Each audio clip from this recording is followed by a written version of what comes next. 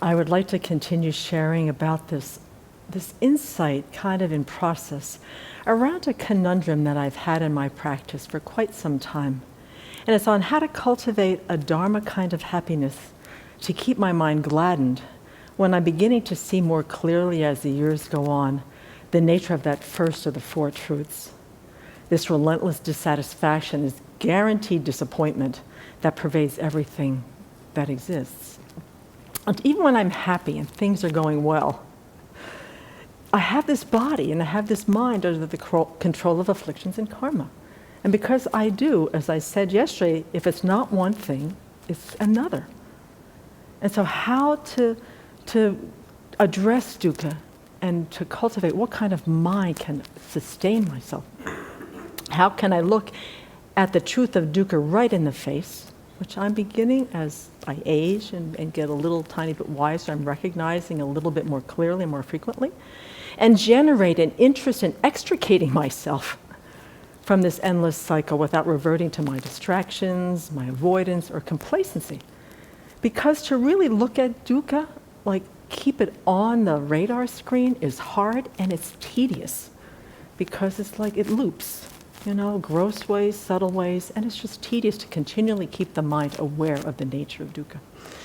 So His Holiness has some wonderful words of wisdom for how to generate the mind that can sustain itself through going through looking at the situation we have here.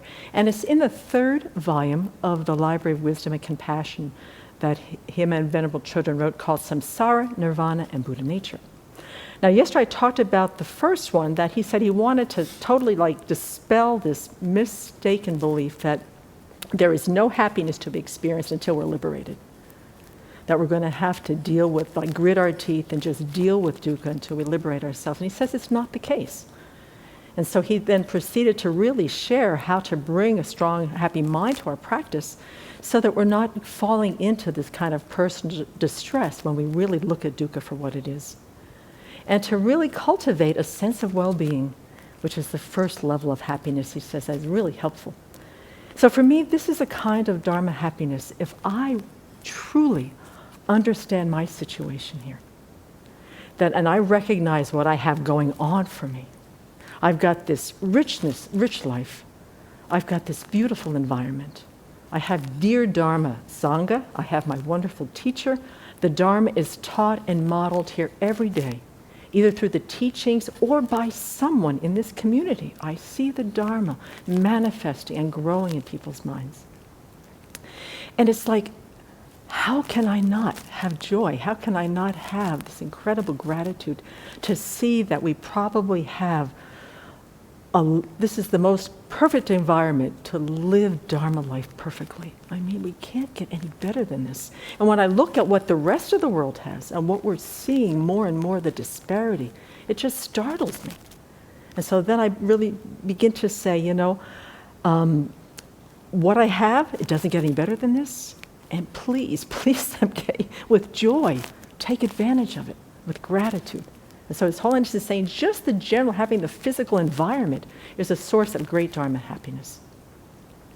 The second way, he said, is to cultivate happiness in our minds is that living ethically and learning how to concentrate, how to use our minds virtuously in the practice. And personally, I think that I needed an ethical structure for my life. I didn't have the self-discipline and integrity to hold myself responsible for what I did in my life as much as I wanted. But here I can do that. I'm so much happier. The excuses for my bad behavior are not so frequent, and they're actually quite lame at this point.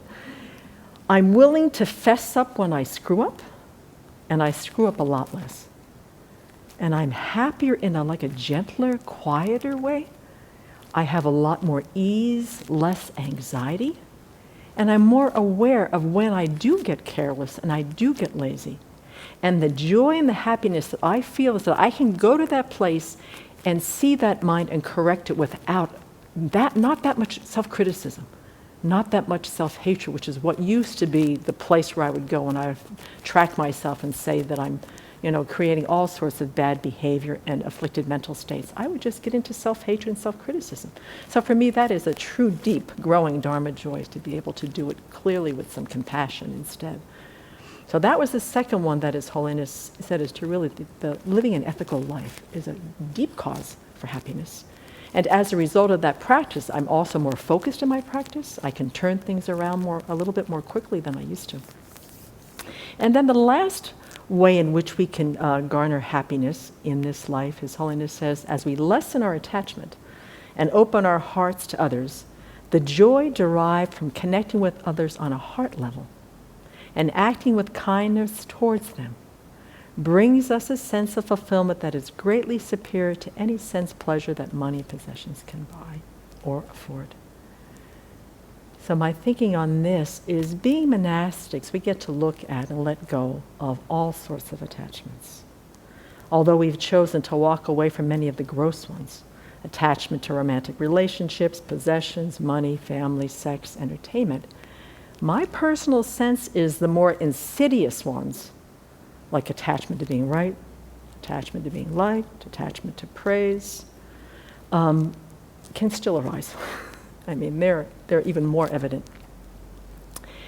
And that I know for myself that I need to deal with them while I'm living in this community, or disharmony is going to arise. So I really have to address my being right, the praise, the backbiting and things like that, attachment to what people think of me, because it causes disharmony in my own mind, and it really does impact the community.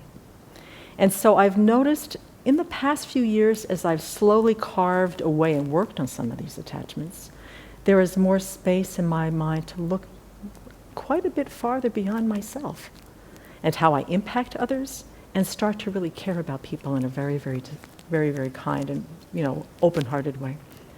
So community life at the Abbey is a profound field of practice for me. I know I must grow kindness. It's essential for me to be able to live here and stay here. I have to grow my kindness. And that for me, that happens within the Sangha. And if I can do it with all of you, then by extension, it then ripples out to our guests, ripples out to our neighbors, ripples out to our town folks and strangers. The Dharma happiness, this kind, makes me more available to others because I want to be kind, I want to develop equanimity, I want to develop love and compassion, and abandon these more habituated thoughts about what's in it for me or how am I doing, is to turn that mind towards a sincere effort to grow my good qualities. And as a result, over time, I've experienced the world as a friendlier place. As I become happier and friendlier, even in the suffering state of the world, I can still stay open more and more, coming from this place of Dharma joy, which cares for not only this being, but by extension, the wish to help and benefit others is beginning to grow more and more.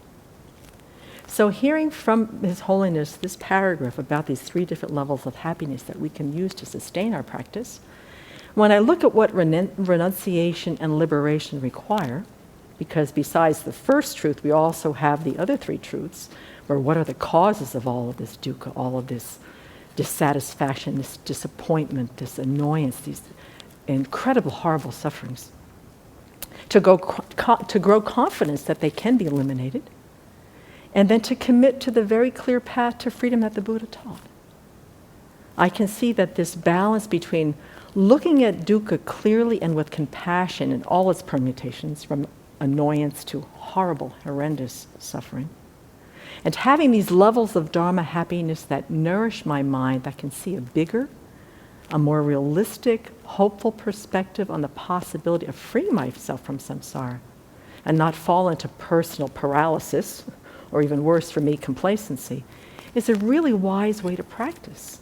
It gets me into the center of my practice, where I am able to hold both. I can keep the Dharma joy, and I can really look at the horrors and the defects of cyclic existence, the first truth. And what is really quite amazing, sort of as my final piece, is as I'm sort of integrating this little bit of an insight into my practice, is that with this growing balanced perspective, I don't forget anybody in the process. It's interesting because bodhicitta sneaks in.